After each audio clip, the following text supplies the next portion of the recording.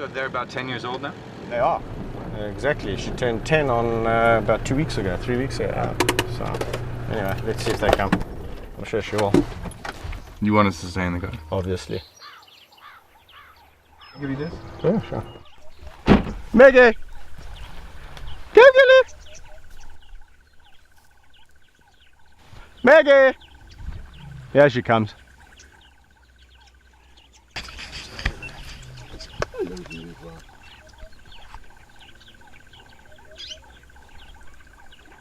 How you want, sweetie pie? Slowly, slowly, slowly!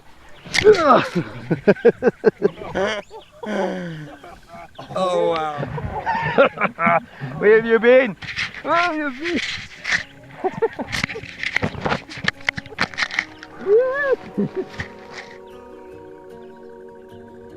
Let's just go back a bit.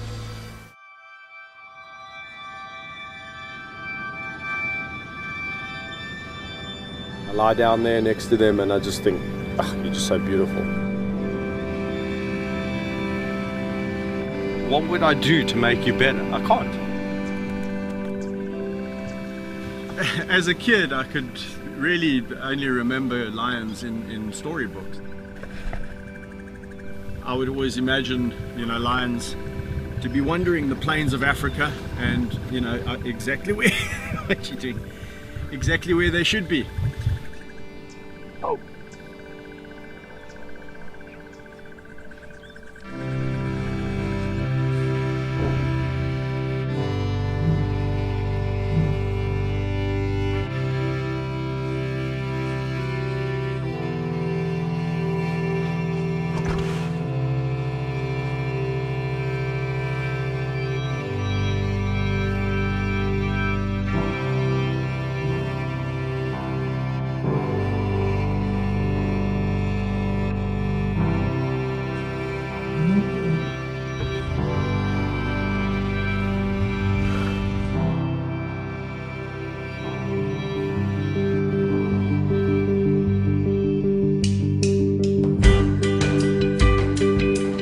Give them a good chin scratch. They're very happy, content cats. Hyenas, it's the neck. So if you scratch a hyena's neck, they really love it. What do you say about that? People around the world still think that Africa is this place teeming with game. Iconic, archetypal Africa. Sure. And it just doesn't happen. When a species disappears from a habitat, one's got to look at why. Talk about any species, you've got the same dilemma. Habitat loss. Habitat, habitat, habitat. Even reserves like this, the area is not big enough. You could drive for days, nothing. They're all gone. Not a single animal. Wow. For miles. What I have been able to do with my unique relationships is capture people's attention. It's about trying to see numbers in the wild increase and trying to figure out how we're going to achieve that. Just ignore her, she's fine. If we Googled your name right now, what would come up? The Lion Whisperer would come up, and there'd be more than likely several pictures of me doing pretty much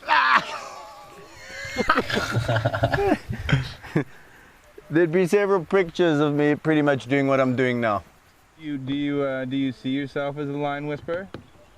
There's a phrase that people coined because of the relationships that I have, the ability to interact with these animals without having to make them submit through fear, then yes. Here's my big boy. Here's my big boy. Hello, what's up, my big boy? Hello, my big boy. Oh, that's nice. Hey. What have you guys been doing? Where are you going? You must be nice. To pinpoint what I specifically like about a lion is extremely difficult. There's something about the black on the back of the ears. It's very soft fur, completely different to the rest of the body. Oh la la ma. Oh, they're so nice. Me, where I fit in the pride, I'm just another member of this group.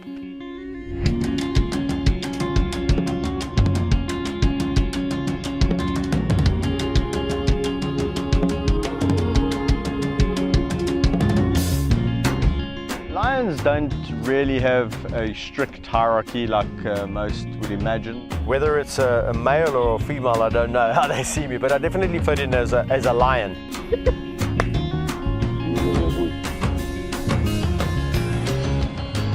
I know each individual quite intensively.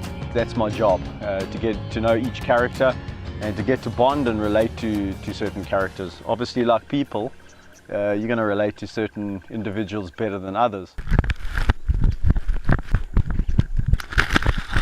The other one's got the camera. Well, hyenas are really interesting animals because, unlike lions, they do have a strict hierarchy. Completely misunderstood, where everyone thinks that they are just smelly, rotten scoundrels and scavengers. They do not smell. They're not rotten. And the interesting thing really is that the lowest ranking female ranks higher than the highest ranking male, if that makes sense. So it's quite an interesting little society. So I'm just going to get a job. I'll walk around with them, walk a bit with them. I'm going to introduce you guys. Hola there, Woody. Let's go and see the others. Come.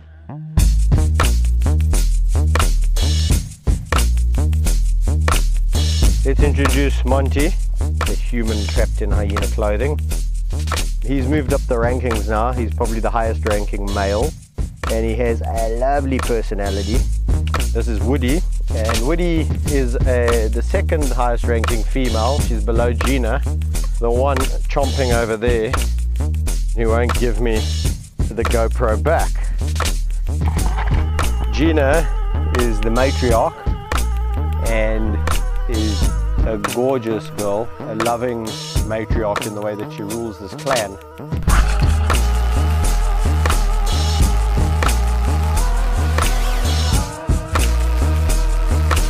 With the hyenas, you've got to be pretty high up in the ranking.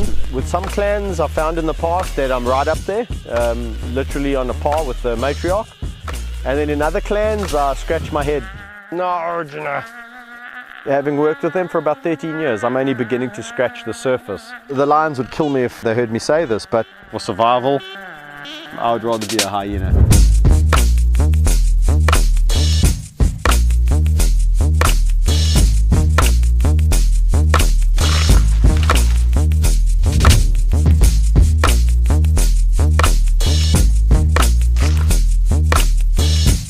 They are entertaining and extremely intelligent. So yeah, when I met my first two hyenas, I didn't know what I was getting involved with in the joy that was about to chew your monopod.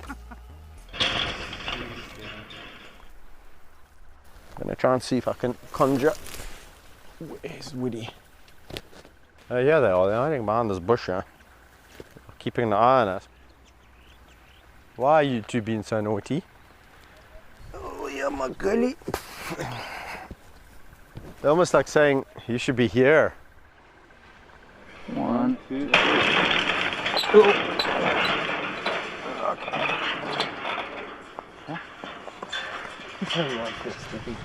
It's really nice. You don't have to back up the car. Did you want to go right over this sort of dead plane?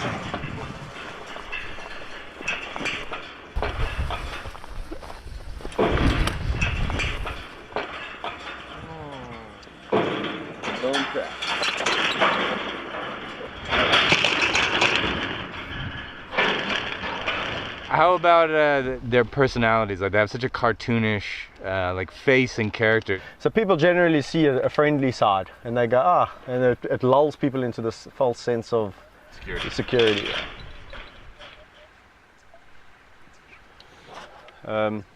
Is the window open there? Yeah. Nope. Okay. What's he doing? Yep, there we go. It's on the car. I'm gonna stand over here. What you doing, boy? Hey, you better quit laughing out there, Kevin. Oh man, here we go. He smells your fear, man. Okay. He broke it. It's okay. So you can try to pull it out. He's still chasing us. I don't think so. We don't really have many places to go. Running now. No, go. Okay, I'll just talk to Kevin. Yes, we're fine. Speed up. Okay, well, I Just go. Oh, Don't get stuck, for Christ's sake. There's huge potholes here. Go. okay. I'm out of here. We're gone.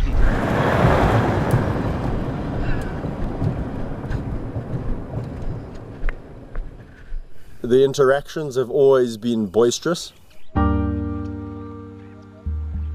They've never bitten. People go, well, how do you know that one day is one day, you know?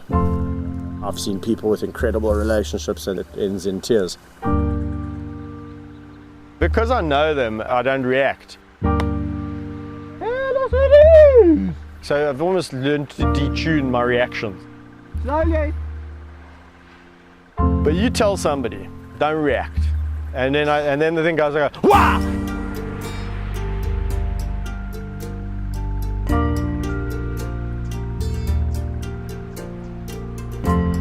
Meg and Amy, since the day, you know, literally they opened their eyes, they were jumping on me.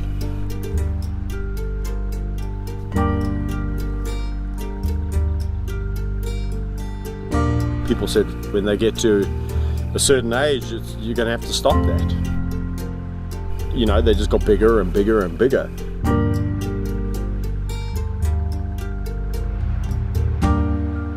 The most incredible thing about them is how we met. I know their mother intimately, and she didn't want to look after them. Picks them up by the scruffs of their necks and dumps them in the water bin. I grabbed them out the water and hand raised them. No two lions are the same. To me, it's like looking at two different human beings. Meg is more outgoing, and Amy is a little bit more dependent on Meg. They are a fantastic duo, and yeah, they've lived a really incredible life. They've seen more places than most wild lions would ever dream about seeing. You have one son, right? I do. And you're expecting another child? I am. Son or daughter? A daughter.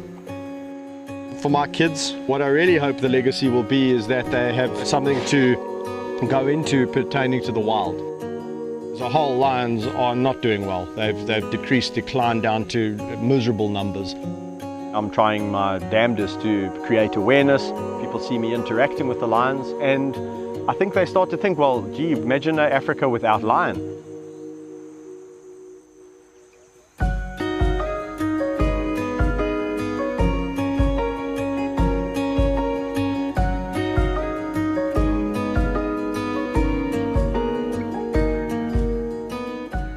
If we carry on along the same path, we will not see lions in 20 years. When my last lion dies here, we'll probably be talking about the last lions been seen in the wild. We don't need clever humans coming in and telling the animals how to do what they know how to do naturally. Giving back habitat and restoring habitat. That would be utopia.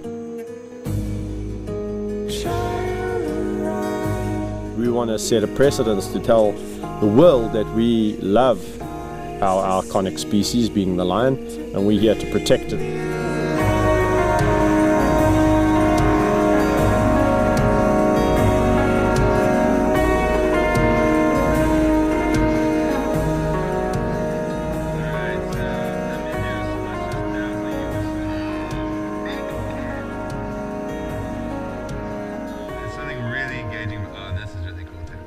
You kind of do this move right here. It's really cool. Watch, the cat's gonna look at the camera, and then you're gonna look at the camera.